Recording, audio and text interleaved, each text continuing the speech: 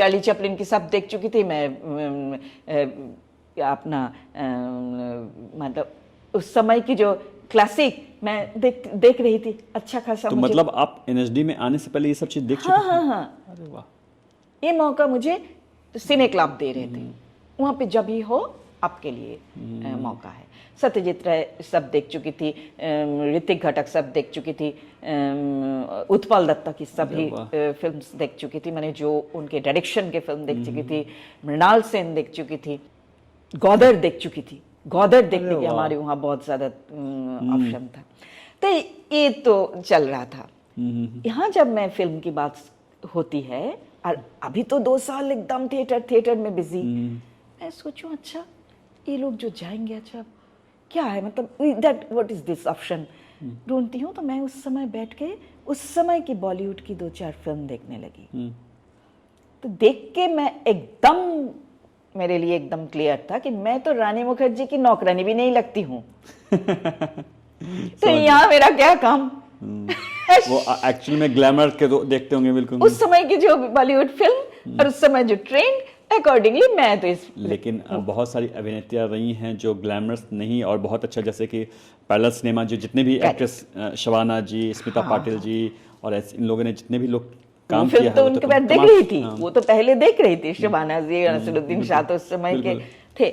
वो तो ये जो उस दौर में कुछ ऐसे फिल्म देख के मुझे लगा this is not for me, forget it. बस उसके बाद मेरा रेपर्टरी कंपनी वगैरह, मैं कंटिन्यूअस थिएटर कर रही थी, मुझे मौका मिल रहा था यूरोप जाने का, मैं जर्मनी जाने का मौका मिला। अच्छा, वो आप लोग बाहर जा रही थी? बाहर जा रही थी, वहाँ मैं कुछ दिन एक थिएटर करने का मौका मिला डुससेलडॉर्फ में, फोरम फ्रीज थिएटर। उन लोगों ने मुझे इनवाइट किया था एज एन एक्ट्रेस, मैं उनके साथ काम कर रही थी। तो ये सब मौका मिल रहा था थिएटर करने के। तो मैं के बाद दिल्ली में, गुड़गांव में किंगडम ऑफ ड्रीम्स एक आया था कमर्शियल थिएटर, उसमें काम करने के मौका मिला।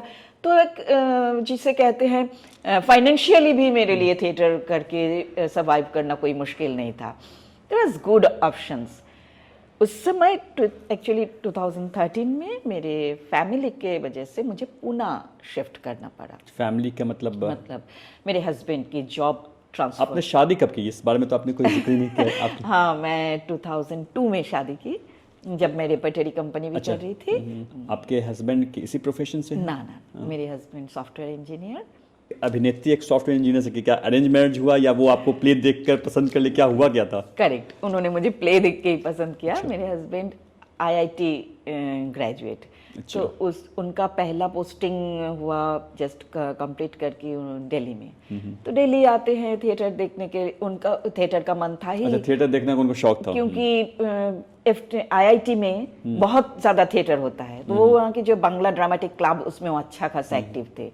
फिर जो बंगाली हैं? बंगाली है। तो IIT से निकल के कलकत्ता में चेतना करके एक थिएटर ग्रुप है, उन लोगों के साथ कुछ दिन काम किया। तो खैर वो समझ रहे थे कि ये उनके लिए, मैंने इसको रेगुलर करना उनके लिए पॉसिबल नहीं।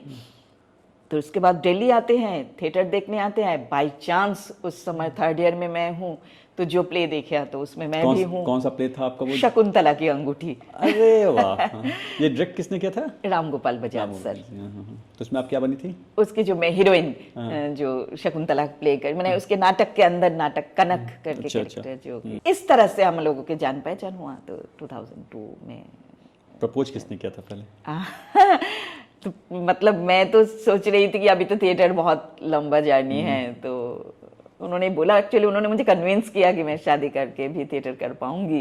देन अच्छा, उन्होंने आपसे कहा कि ठीक है, मतलब मैं आपको परमिशन दूंगा, प्ले करते रहो। I mean, ये ऑप्शन कंटिन्यूअस ये काम करने में कोई दिक्कत नहीं आएगी, क्योंकि मुझे वही एक डर था कि थिएटर करना, अगर इसको कंटिन्यू करिए, जो एक कला जो मैं जिसको मैं सस्टेन करना चाहती हूँ, पॉसिबल की नहीं। खैर, तो फिर इसके वजह से उनका ट्रांसफ़र होता है पुणे। ट्रांसफ़र तो नहीं, एक्चुअली उन्होंने जॉब शिफ्ट करके पुणे आते हैं। तो हम लोग, मेरा बेटा भी उस समय 7 साल का, तो मुझे आना पड़ा पुणे।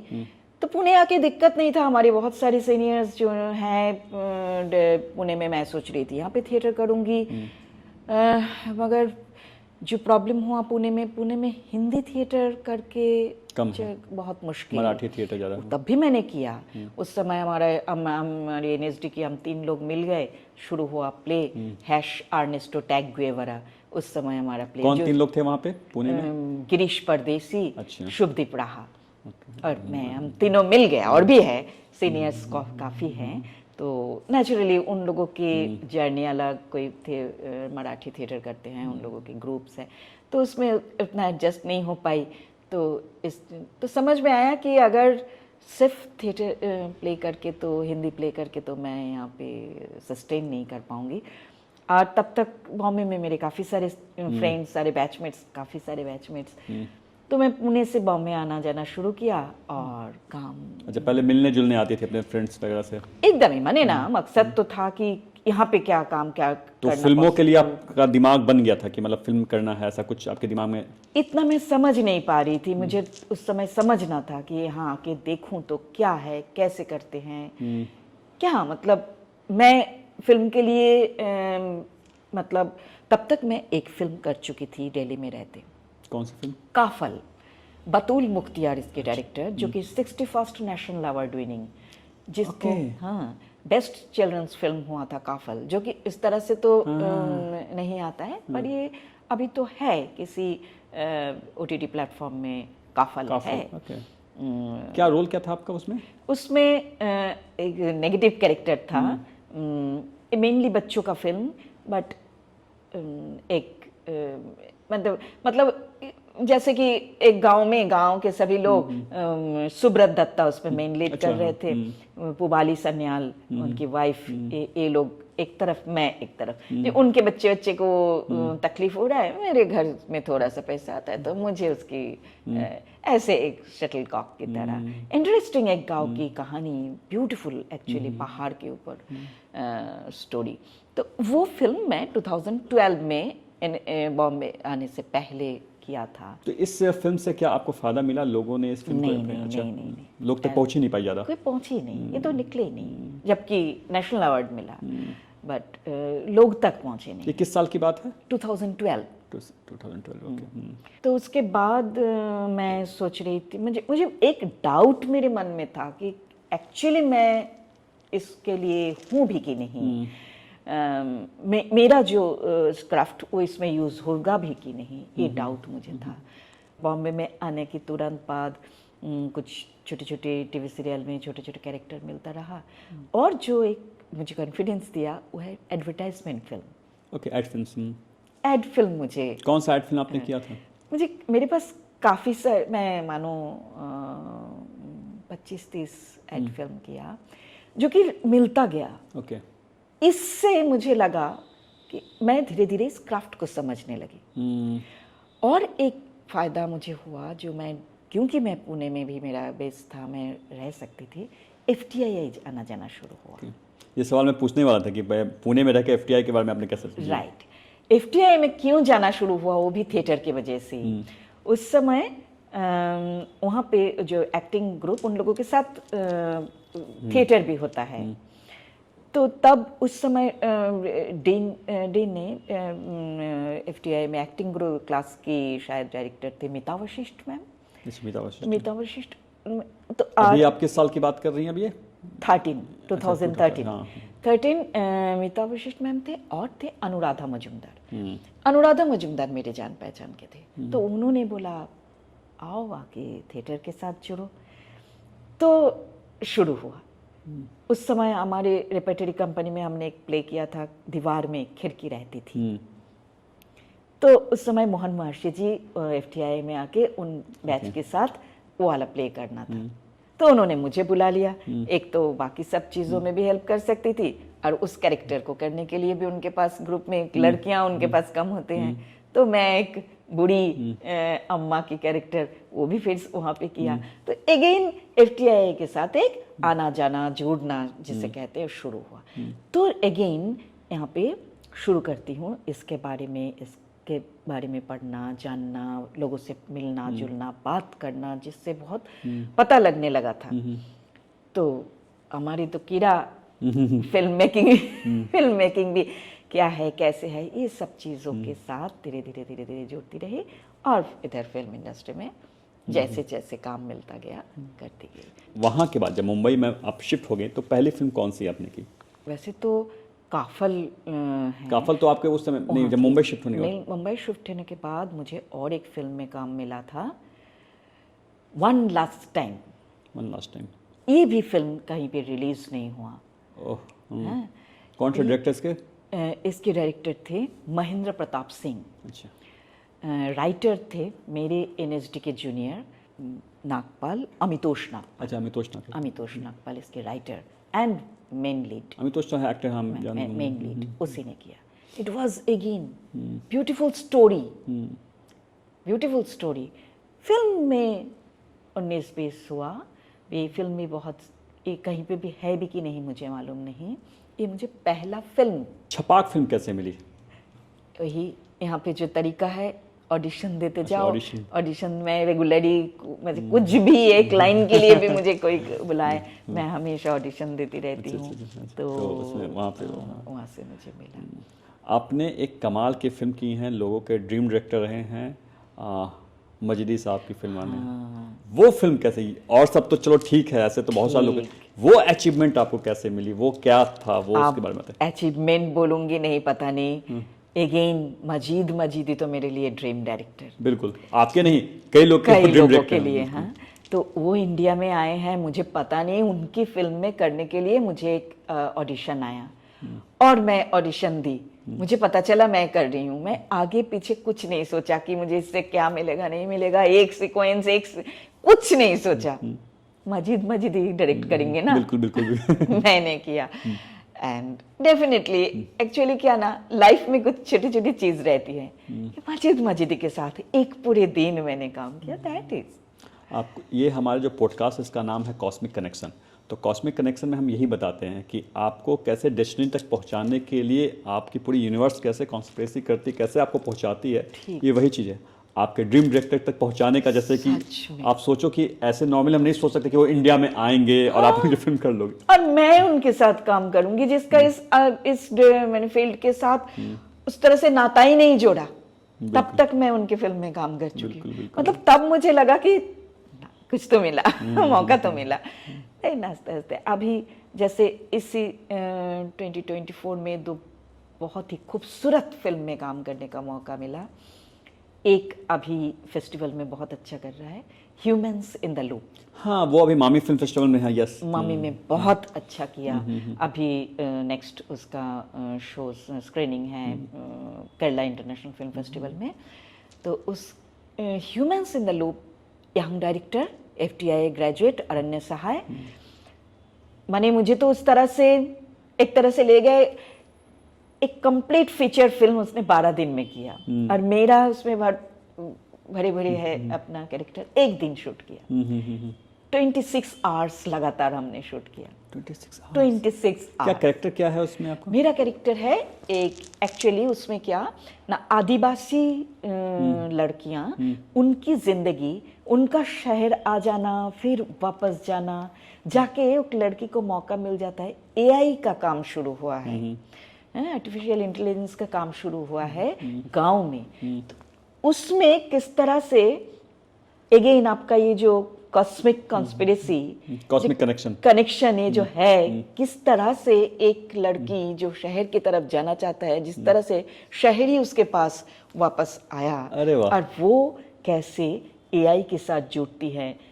AI की जो एक चीज़ है कि क्योंकि इसका डेवलपर इवेस, तो इसमें कुछ भी आप अगर लिखो ट्राइबल, तो वो अमेरिकन ट्राइबल्स दिखाते हैं, कॉन्सेप्ट नहीं। तो उस चीज़ को कैसे ये लड़की उसको लेके बदलने की कोशिश कर रही है, ये है एक खूबसूरत कहानी। जबकि AI डायरेक्ट नहीं, मैं उसमें वही जो AI सेक्शन का मैनेजर हूँ, तो बहुत अच्छा, उसका मैं चलाती हूँ और लड़की मेरे पास आती है, तो उस वजह से मैं उनके साथ जोड़ती हूँ। ब्यूटीफुल। नहीं, मैंने देखा मामी फिल्म फेस्टिवल में इस फिल्म को लोगों ने बहुत अप्रिशिएट किया था, स्पेशल उसके लिए अलग से फिर शो भी हुए थे। तो राइट बिल्कुल राइट, लोगों ने उसको कहा काफ़ी अप्रिशिएशन मिला है मामी में। फिर इन लोगों ने काफ़ी शोज भी कर रहे हैं, मेरे ख्याल से कभी ना कभी तो ये रिलीज होगा। It's a beautiful movie, beautiful movie. और आजकल कौन सी मूवी कर रही हैं? और अभी इधर एक और मूवी शायद आप, हाँ, और एक मूवी द उमेश क्रॉनिकल्स, तो अमिताभ बच्चन स्टारर, जी। अगेन अमिताभ बच्चन और फिर से कॉस्मिक कनेक्शन आपका जुड़ गया जो।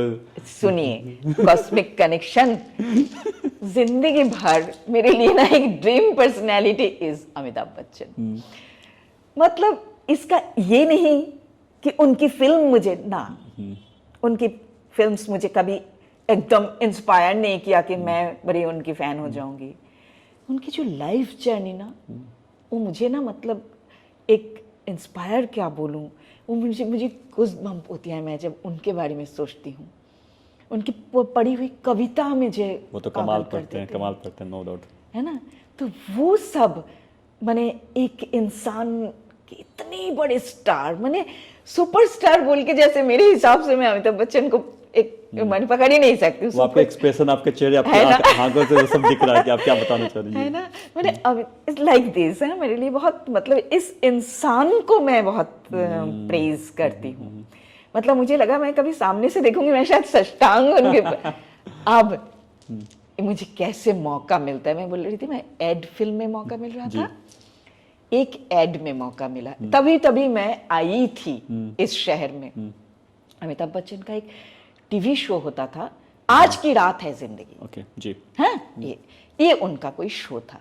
उस शो का एक एडवर्टाइजमेंट उनको शूट करना था, जिसमें अमिताभ बच्चन गाते हैं हमारे जैसे काफी सारे कैरेक्टर की कुछ एक्शन के कोलाज। ओके, इंटायर उनके गाए हुए गाने में बहुत सारे एक्टर्स, उसमें एक एक्टर मैं भी हूँ। अरे वाह। मतलब उसमें मुझे कुछ नहीं, उनकी उसके साथ रिदम ठीक रख के कुछ एक्शंस, हाथ से कुछ एक्शन करने। तो मैंने डायरेक्टर से पूछा था, ये क्यों कर रही हूँ, मतलब इसका क्या मीनिंग क्या है? तो क्योंकि आपके अंदर तो वो पुरानी चीज, तो एक एक्शन करने से पहले भी आगे भी पूछे सवाल लाइन के जब आप वो करती क्यों कर रही हूँ, इंटेंशन इंटेंशन। तो मुझे बोला इसलिए कर रहे हो क्योंकि अमिताभ बच्चन ने बोला। अच्छा। और मुझे लगा दिस इज द इंटेंशन, और सब कुछ ये है आपका। ब्यूटीफुल, ये मौका मिल गया था, उनके साथ मेरा कुछ शूट अच्छा, नहीं ये चीज हुआ। एज एन एक्टर मैं ये समझना चाह रहा हूँ कि जैसे कि आप छोटे छोटे चीज़ों पे आप लोग काम करती हैं, इस पे आपके दिमाग में क्या चला होगा कि अमिताभ बच्चन ने कहा, क्योंकि ठीक है आप बहुत पसंद करें, एडमायर करें, वो अलग बात, लेकिन है तो आपके लिए एक्टर वहाँ पे क्योंकि आप पहले एक्टिंग कर रहे हो, तो वो दिमाग में क्या चला होगा कि मतलब ये लाइन तो मुझे नहीं लगता कि सफिशिएंट लाइन है कि नहीं, वो क्या था वो। हाँ। बिल्कुल ही नहीं। उसमें जो गाना है, गाने की जो है लाइंस है वो ब्यूटीफुल, कि एक लड़की जो घर से बाहर निकलते वक्त उनकी फैमिली में क्या होता है, ये जो रोक टोक, आपकी फैमिली आपको रोकते हैं, उसके पीछे ये नहीं, उनको चाहिए नहीं कि वो अपने बच्ची को बांध के रखे, ताकि उनको पता है कि सोसाइटी कैसा है, कि आप जाओ, आपकी बच्ची आज घर से निकली है, उनके साथ कोई हादसा ना हो जाए। ये जो डर, एक maybe it is a साइकोसिस, मगर माँ बाप के जहन में तो चलता है कि ये चीज से आप रोक रहे हो बच्ची को। जिस समय निकलने की है, जिस समय आपकी बच्ची को उड़ने का मौका मिलना चाहिए, उस समय फैमिली की खुद की डर, फैमिली की डर आपको किस तरह से रोकते हैं। उनकी इंटेंशन भले ही खराब ना हो, बट वो रोकते तो हैं ना। क्यों रोकते हैं, उस पे आपको समझ गया। तो वो वाला सीक्वेंस तो था, तो beautiful beautiful sequence. But again action की बात कर रही हूँ, ये पहला मौका मिला जिसमें मेरे साथ उनका कुछ नहीं है, बट मैं तो हूं ना जिसमें वो भी है। अभी जो film the Umesh chronicles, director Pooja Kaul, बहुत ही खूबसूरत फिल्म, और इसमें मैं एक हिंदी टीचर, अच्छा, और मैं पढ़ा रही हूँ महादेवी वर्मा। अरे वाह। इतनी खूबसूरत एक स्टोरी मैं बच्चों को एक्सप्लेन कर रही हूँ। उसकी जो मेन लीड, वो एक्चुअली उस समय बच्चे, तो उनके ऊपर कैसे इसका प्रभाव पड़ा था। इतना खूबसूरत। तो इसमें एक अमित जी के character। साथ आपका कोई सीन? मेरा कुछ नहीं है, अगेन कुछ नहीं है, बट मैं तो सच तो आपको बताऊं, IMDb में जब मैं देखती हूँ कि अमिताभ बच्चन सर का भी नाम है उसी पेज में मेरा नाम है, मुझे लगता है वाह आई एम अचीव्ड। वो अब है। शायद मतलब मजाक नहीं है, इट इज एक्चुअली समझ गया। Thing something. तो ये मौका मिला है, it is a beautiful beautiful film. मतलब ये अभी तक मैंने इसको देखा नहीं है। मेरा कैरेक्टर बहुत खूबसूरत और उससे भी खूबसूरत स्क्रिप्ट। नहीं देखने का रीज़न क्या, क्यों आपने अभी मौका नहीं मिला, इंडिया में हुआ नहीं। अच्छा, अच्छा। अभी इसका US में काफ़ी सारे फेस्टिवल्स में मैं देख रही हूँ रन कर रहे हैं। तो आजकल तो इंस्टाग्राम में मैं डायरेक्टर के साथ हूँ, तो पता चलता है यहाँ यहाँ हो रहा है। काफ़ी उनको US का ही एक फेस्टिवल रिसेंटली, उसमें शायद उनको बेस्ट डायरेक्टर मिला है। अच्छा गीता जी, आपने इतने सारे प्लेस किए, सीरियल्स किए, फिल्म की, ये तो आप कर ही रही हैं। आपने लिटरेचर भी बहुत अच्छा आपने स्टडी की है, चूँकि आप NSD से हैं, उसके पहले भी आप लोग की प्रिपरेशन में आपने काफ़ी पढ़ाई की होगी, प्लेस काफ़ी वर्ल्ड सिनेमा आपने देखा है, इतनी सारी फिल्में। कोई ऐसा रोल, कैरेक्टर जो आपके दिल में खूब की हो कि यार ये मुझे कभी ज़िंदगी में मौका मिले, जैसे अभी आपने बताया कि अमित जी का था कि मुझे अमित जी के साथ एक बार कभी मौका मिले तो आपने वो किया। ऐसा कोई ड्रीम, कोई ऐसा कैरेक्टर का कि ये मुझे कैरेक्टर काश मिलता, या ऐसी कोई फिल्म जो फिर आप ऐसा कुछ चाहती हैं, उसके बारे में बताएंगे? Dream role. ड्रीम रोल तो एक था, अब मैं शायद करने का मुझे मौका नहीं मिलेगा। रविंद्रनाथ टैगोर का एक प्ले है रक्त करवी। अच्छा, या रक्त भी है। रक्त करवी में एक कैरेक्टर है नंदिनी। अभी और तो मुझे कोई मिलेगा नहीं, अभी कोई मुझे कास्ट नहीं करेंगे, बट क्यों नहीं करेंगे उसके पीछे का? अभी मेरे एज नहीं। Nandini is 18 years old girl, beautiful.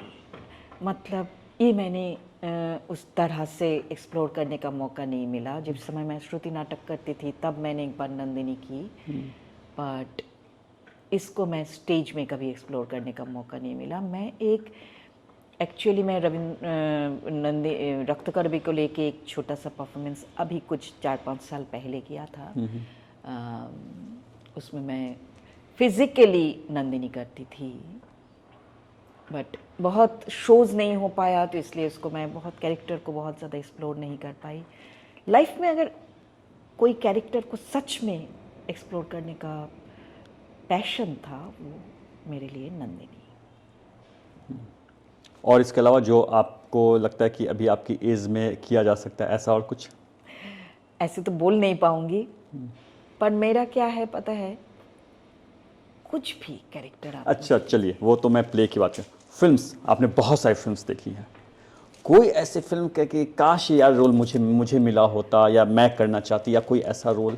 जैसे आपने स्मिता जी की बहुत सारी फिल्में देखी है, शबाना जी की बहुत सारी फिल्में देखी है, और मुझे लगता है कि पहला सिनेमा कि आप कमर्शियल भी फिल्में हर लोग हर तरह की फिल्में देखता है, तो कोई ऐसा कि यार ऐसा ये काश मुझे मिलता है, या ऐसा कुछ, ऐसा कोई एक खास कोई फिल्म रही है, या फिर बाहर की कोई फिल्म, इंटरनेशनल फिल्म में ऐसा कुछ कभी कुछ? सपना देखने में तो बुरा नहीं। हाँ, तभी तो मैं पूछ रहा हूँ कि क्योंकि ठीक बोल रहे हैं। क्योंकि देखिए एक चीज़ जान लीजिए, आपको नहीं पता है कि कल क्या होने वाला है। शायद हम बातें कर रहे हैं और कल यही चीज़ आपके सामने चरितार्थ हो जाए। अभी मैंने एक फिल्म देखा, द सब्सटेंस।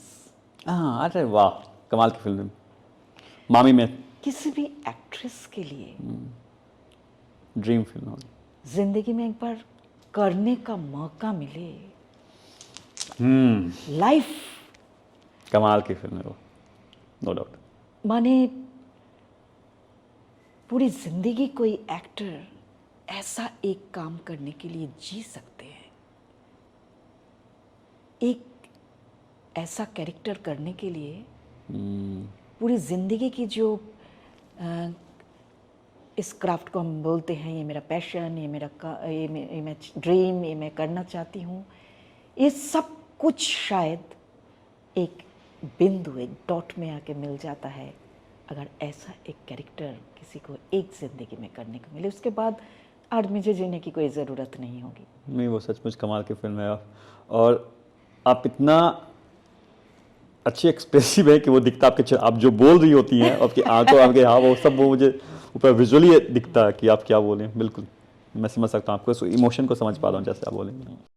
गीता जी, आपका इतना अच्छा एक्सपीरियंस रहा है कोलकाता थिएटर में, फिर NSD आपने किया, रेपेट्री किया आपने, मजिद मजिदी की फिल्म की, और तो एक्टिंग पे आपने इतना एक्सपेरिमेंट कितना काम किया, कभी आपको ऐसा नहीं लगता कि अपने एक्सपीरियंस को लोगों के साथ शेयर करना चाहिए, जो नए यूथ हैं, नए लड़के हैं?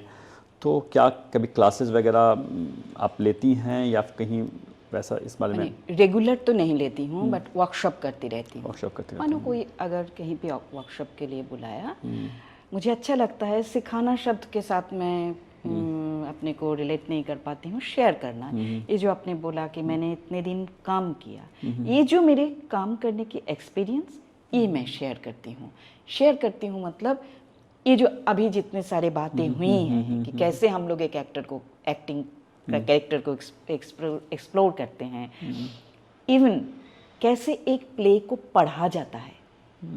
बिल्कुल है ना? बिल्कुल बिल्कुल। प्ले मतलब एक पढ़ लिया, ऐसे तो उसको परफॉर्म नहीं किया जा सकता। ठीक है, आप एक नॉवेल पढ़ रहे हो, एक प्ले पढ़ रहे हो, समथिंग, एक एक्टर कैसे एक प्ले को पढ़ेंगे, इस तरह के कोई वर्कशॉप मैं करती रहती हूँ। रेगुलर नहीं है, जब किसी ने बुलाया।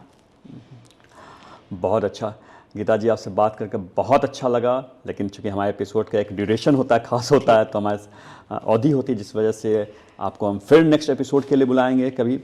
और बहुत बहुत धन्यवाद कि आप हमारे इस पॉडकास्ट में आई। और हमारे यहाँ इस पॉडकास्ट का एक कल्चर है कि हमारे यहाँ जो भी गेस्ट आते हैं, तो इस ऑर्गेनाइजेशन की जो फाउंडर हैं कोमल भारद्वाज जी, वो खुद एक हीलर हैं, और जब भी कोई गेस्ट आता है तो उनके लिए एक ख़ास गिफ्ट रखती हैं, जो उस गिफ्ट पे वो अपनी एनर्जी देती हैं कि आने वाले गेस्ट के लिए वो बहुत कारगर साबित हो, बहुत अच्छा हो। तो देखते हैं आपके लिए क्या गिफ्ट रखी गई है आपके लिए स्पेशली।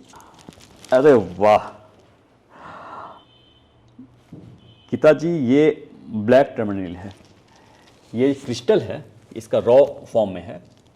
ये क्या करता है ना कि लाइफ में जहाँ कहीं भी आपकी नेगेटिव एनर्जी अगर होगी, तो ये हर तरह से आपको प्रोटेक्ट करती है, नेगेटिव एनर्जी से आपको प्रोटेक्ट करती है। देखने में कितना खूबसूरत, कमाल है। और ये क्या है ना कि मतलब स्मेल करूँ क्या? नहीं, स्मेल की आप ऐसे कर सकते, लेकिन स्मेल की वो नहीं, ये सिंपल जो है ना, आप जहाँ रहती हैं, आप बेडरूम हो चाहे अपने घर के किसी जगह पे, एंट्रेंस पे, कहीं भी आप इसको रख देंगी। अगर आप ऐसी जगह कहीं जा रही हैं, आपको लगता है कि बहुत नेगेटिविटी है, लेकिन आपको कहीं कुछ अपना काम करना है, तो आप इसको अपने बैग में वो कर सकती हैं। तो ये आपको हर जगह आपको ये प्रोटेक्ट करे, ये प्रोटेक्शन भी देता है, नेगेटिव एनर्जी से हर जगह से आपको बचा कर रखता है। तो कमाल का ये ब्लैक टर्मोनिल ये क्रिस्टल होता है। Very nice. तो ये कुछ लगा होगा उनको, कोमल जी को। तो थैंक यू सो मच। कैसे, ये भी तो एक कनेक्शन। बिल्कुल बिल्कुल बिल्कुल। मैं कहाँ के इंसान कैसे सोचिए आपके पॉडकास्ट में आके ये मुझे गिफ्ट मिलेगा, ये भी तो बहुत। इसमें हमारी टीम की बहुत, वो टीम पूरे रिसर्च करते हैं कि हमारे गेस्ट कौन होने चाहिए, क्या होते हैं, और हम लोग हिडन जेम्स को निकालते हैं कि कहाँ से इनको दुनिया के सामने आनी चाहिए, अपनी बात बोलनी चाहिए। तो वो उस पर थैंक यू, ये भी तो एक मौका मुझे मिला। जी, वरना सच में मेरे साथ बात करने की तो कोई कारण नहीं है। कारण बहुत सारे हैं, नहीं जो भी है, जी जी, बट इसको सामने लाने की ज़रूरत आप लोगों ने महसूस किया, और इतना खूबसूरत एक चीज़ आप मुझे दे रहे हैं। रियली आई एम मूव्ड, मतलब क्या ही बोलूं, यही शायद कनेक्शन, ये मिलना था मुझे। जी हाँ, I am so grateful, I am so grateful. Thank you. किसी ने सोचा मेरे बारे में। I am really thankful. Thank you. So nice.